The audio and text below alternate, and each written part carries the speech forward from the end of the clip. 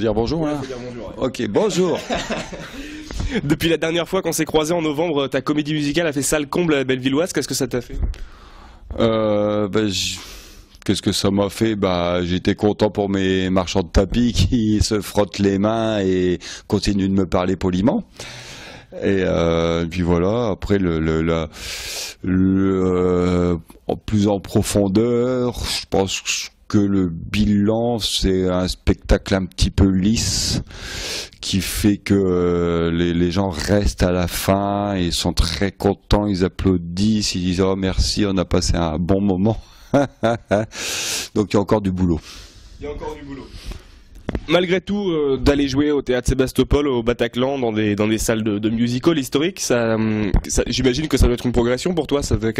Là aussi, qu'est-ce que ça te fait de jouer dans ces salles-là? Le Bataclan, on a déjà fait 2 fois, puisque mon ancien marchand de tapis, qui m'a viré depuis, était copropriétaire de la salle.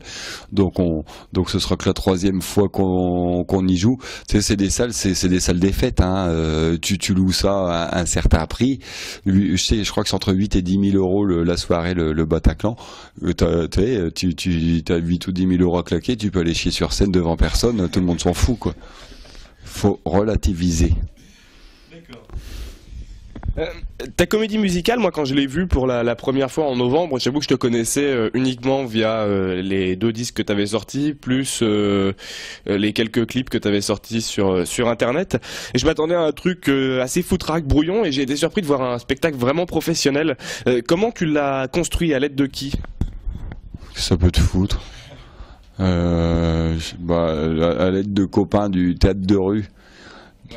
Ouais, il y a eu un gars qui était là et puis l'autre mais ils travaillaient pas de la même manière, mais ce sont des gens qui avaient juste pour ambition de faire un bon spectacle avec les idées que je leur ai filées, tu sais, puis hop, démerde-toi.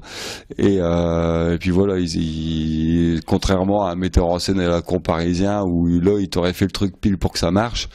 Là, on a fait les mecs qui voulaient juste faire du bon boulot, quoi. Et puis, bon, apparemment, ça va, c'est pas trop mal. D'accord. Et tu disais tout à l'heure que c'était un spectacle un peu lisse qui devait évoluer. Comment tu le fais évoluer en ce moment au fil des représentations? On essaye de le faire partir en couille au maximum.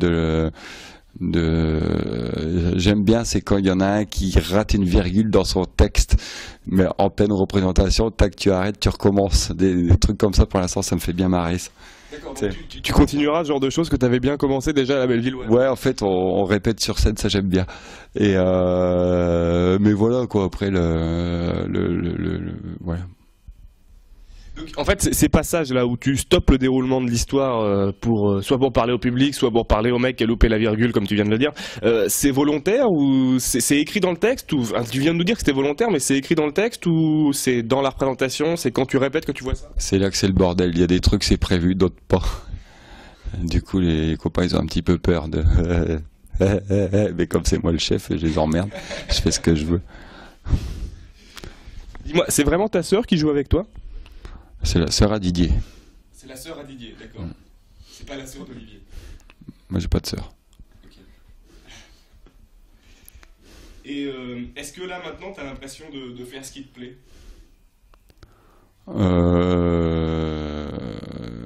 Faire ce qui me plaît, ouais, ça me plaît bien parce que le spectacle est tout neuf.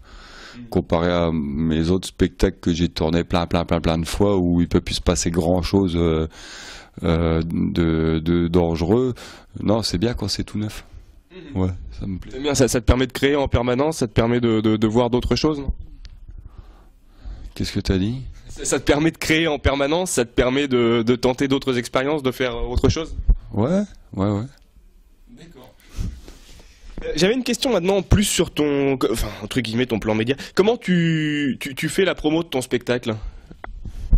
Est-ce que tu acceptes toutes les invitations? Il y a quand même une règle, c'est que j'ai pas envie d'avoir un public qui vient en masse parce qu'il m'a vu à la télé. Voilà, ça c'est le truc que je trouve un petit peu dangereux. J'aime bien que les gens viennent parce qu'ils ont entendu parler, parce qu'ils connaissent un petit peu, et puis que les gens qui viennent soient un petit peu curieux. Et parce que le public qui vient parce que t'es une vedette qui passe à la télé, ça fait juste un public qui vient consommer des titres qu'il a achetés sur disque et puis qui veut voir ce que ça donne sur scène et puis qu'il espère bien repartir avec une photo ou un autographe de la vedette. Si on peut éviter cet aspect-là, c'est pas plus mal et pour l'instant ça se passe très bien. Il y a des gens que t'as refusé comme ça? Des invitations médias que t'as refusé? Ouais. Lesquels par exemple?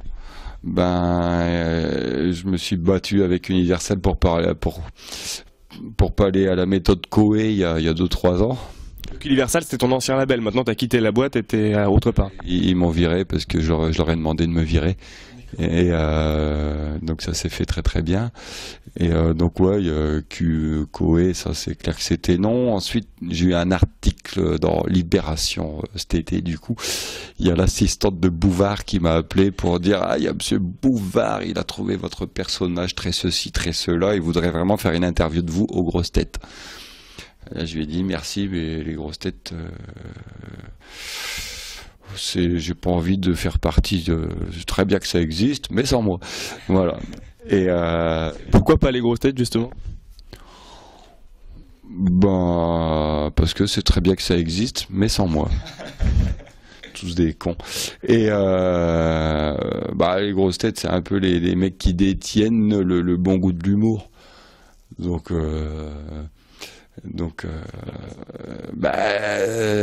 ils se rendent pas compte que ça risque d'être un petit peu délicat pour eux, et puis du coup délicat pour moi, puis juste c'était pendant les vacances d'août, j'avais autre chose à foutre quoi que d'aller aux grosses têtes. Ça va, ouais. Et puis là apparemment il y a Ruquier aussi mais qu'est-ce que tu veux que j'aille foutre là-dedans, mais pareil quoi, au milieu de gens d'une 50aine d'années très fiers d'être des vedettes de la télé, j'ai pas envie de me mélanger à eux, ils font leur métier, c'est le leur, et le mien n'a aucun rapport. Faut juste qu'à un moment les gens le comprennent. T'es allé chez Berne quand même une fois? Au Fou du Roi, ouais. C'était sympa ou ça t'a... C'était peut-être que ça aurait pu être sympa, mais ils m'ont pas tout dit. Ils m'ont pas dit. Moi, on m'a dit, tu vas au Fou du Roi tel jour, telle heure, chanter une chanson. Moi, je me dis chouette. En plus, c'est en direct et tout, on va rigoler. Et arrivé sur place, la bonne femme du Fou du Roi elle me dit non. C'est pas une chanson, c'est cette chanson-là qu'on veut. Puis une chanson qui est lisse comme un cul, qui n'a rien à... Enfin, que j'ai fait comme ça, mais que... Et du coup, ça a été un peu la baston pendant 2 heures avant l'émission. Non, je veux pas faire cette chanson-là. Si, tu fais cette chanson-là. Et puis si tu fais pas ce qu'on te dit, tu repasseras jamais au Fou du Roi. Puis tu sais, dans ma tête, c'est ouais, de toute façon, ça c'est déjà fait. Et c'est pas grave. Et du coup, j'ai fait la chanson qu'ils ont voulu. Au début, les 3-4 premiers accords, j'ai entamé la chanson, puis j'ai eu un trou de mémoire. Du coup j'ai dit c'est pas grave, j'en faire une autre. Et puis ça on pouvait plus s'arrêter, c'était en direct. Je suis très content de ce coup là, mais vraiment, je me suis trouvé très bon. Tu te souviens comment ça a été, non? Ouais, mai 2008.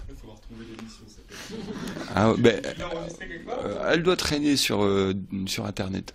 J'irai la retrouver alors parce que c'est extrêmement drôle. Je me suis bien marré à le faire. Non mais vraiment, là je crâne. Ce coup-là, je crâne. Et quand tu vas sur rue 89, ce genre de site, ça te plaît ça ou c'est... faut quand même que les gens soient un minimum au courant de quand je fais des concerts, si on veut qu'il y ait un public le jour où on fait la date. Rue 89, ça va quoi. Ça va, un petit site d'extrême gauche voilà, non, ça va, c'est vraiment pas les pires, ils sont gentils comme tout. Ils sont bien. Puis la fille, elle posait des questions pas trop connes. Ce qui change. Mais on pose des questions un peu cons, nous. J'ai rien dit. Je suis beaucoup trop lâche. D'accord. Pour l'instant, ça vole pas haut, quoi. Est-ce que vous auriez des questions à poser un peu? Du coup, forcément, non.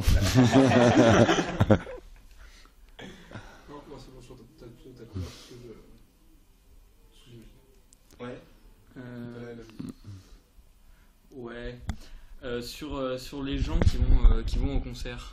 Tu veux que je prenne? 1, 2. Sur les gens qui vont au concert, est-ce que ça t'embête qu'il y ait des gens qui enfin, des fachos quoi, qui croient que les paroles c'est du sérieux et qui disent que ouais, les handicapés, les noirs, on les aime pas. Ça te dérange ou pas? J'ai du mal à me dire j'ai du mal à me dire. J'ai du mal à me dire que ce soit un public de fachos qui viennent me voir. Je me dis quelqu'un qui pourrait prendre ça vraiment bêtement au premier degré, il se contente d'écouter la musique, il se dit c'est nul et puis il passe à autre chose, quoi. Il télécharge autre chose et il écrase le fichier dans son ordinateur, puisque les fachos ont droit à l'internet comme les autres. Après, ça m'est déjà arrivé d'avoir un ou deux petits skinheads dans le public, puis quand c'est ça, on lui dit, t'es skinhead, mais ça va passer. Non, mais c'est vrai, s'il y a des skinheads qui regardent votre truc, on ne sait jamais, ça passera. Ça passera, hein, parce qu'un facho, c'est quoi? C'est un mec qui n'arrive pas à gérer tout seul ses problèmes personnels et qui a besoin de les attribuer à d'autres. Et je pense qu'une petite année chez le psy, un truc comme ça, et après, ça va mieux, quoi. On arrête de s'en prendre aux nègres et compagnie. Non, mais après, voilà, quoi. Après, c'est vrai qu'il y a aussi des gens qui ont travaillé pour moi et qui sont susceptibles de penser que je suis vraiment antisémite. Mais bon, après, ça, c'est des cons. Il y en a partout, quoi. Des racistes, antiracistes. Ça, c'est vraiment pénible, ça. Tu sais, le raciste, antiraciste, c'est le mec qui va dire, ouais, facho. Et c'est un mec parce que tu sais, le raciste de base, il a honte d'être raciste. Tu sais, il dit, ouais, je suis désolé, mais je suis raciste. C'est comme ça. J'ai une copine comme ça qui dit ah non, moi bon, je suis pas raciste, hein, mais vraiment, je suis désolé, mais ces gens-là, je peux pas. Voilà. Et que le raciste antiraciste, celui qui dit que les fachos c'est vraiment de la merde, celui-là il est dangereux parce qu'il va aller péter la gueule aux fachos en toute légalité, alors qu'au moins le facho il a un petit peu honte, que l'antifacho il en est fier. Il est très fier d'être antifacho, il se dit eux c'est les méchants, moi je suis le gentil. Boum. Mais ça me manque encore un petit peu d'étude du dossier, quoi. Il faut qu'il creuse encore un peu la question. Ouais. Et justement, je peux prendre le micro. Ben, vas-y. Justement, quel retour tu as du public comme ça, qui ont vu ton spectacle dernièrement? C'est-à-dire quel retour? Quel retour, qu'est-ce qu'ils te disent vis-à-vis de ton spectacle, vis-à-vis de ces chansons? Est-ce qu'ils te disent ça fait du bien? Est-ce qu'ils te disent... Le public? Ouais. Oh, ben, le public, ils disent, ouais, il y en a qui disent, ah, ça fait du bien, surtout en ce moment, mais ils oublient un petit peu que dans les années 70-80, t'avais Harakiri qui faisait des choses qui faisaient énormément de bien à l'époque, et puis et maintenant on leur dit aux gens qui faisaient Harakiri, oh, qu'est-ce que vous aviez fait à l'époque, c'est génial, aujourd'hui on pourrait plus, et les mecs d'Harakiri répondent, bah à l'époque non plus on pouvait pas, mais on le faisait quand même. Voilà. Et t'as l'impression d'être dans cette éthique-là pour l'instant? Bah ouais, après moi je prends aucun risque parce que je m'adresse qu'à une petite quantité de personnes et ça me va très bien comme ça, quoi. Tu vois, si on arrive à remplir le Bataclan ou le Sébastopol, on fera ouf, ça va, on va pas se foutre sur la paille. Et mais voilà, c'est suffisant, quoi. Tant que t'es pas exposé, tu peux faire à peu près ce que tu veux, faut quand même pas déconner, hein. Puis après voilà, quoi, on dit ouais, gouvernement totalitaire, c'est pas faux. Je pense que quelque part il y a quelque chose de pas très faux, où le gouvernement aime bien verrouiller un petit peu le contrôle sur ce qu'on dit, sur machin, contrôler l'opinion. Mais après, quand tu vois que les vents en passent, ont pas pu sortir en radio le morceau Chirac en prison, qui est quand même pas bien méchant, et c'est pas le gouvernement qui s'y opposait, hein, c'est les radios eux-mêmes qui ont flippé pour leur cul, hein, c'est oui, mais des petites bites, il y en a toujours eu, même en 42. Hein. Et t'as ressenti ça justement quand t'étais allé au Fou du Roi, qu'on avait les jetons vis-à-vis de ce que tu pouvais dire? Ben, je les ai soupçonnés de ce genre de flip, ouais. Quant à Stéphane Bern à la fin qui dit bon, bah si avec ça on reçoit pas de courrier, mais je sais même pas s'il en a eu. Enfin, tu vois, ça va, faut arrêter de prendre les gens pour des cons aussi. leur servir de la soupe et des chansons d'amour tristes à mourir et des sketchs sur les bonnes femmes et les téléphones portables, quoi. Ah, quand même, le public, on les prend pour des cons, et d'être pris pour des cons, les gens s'emmerdent.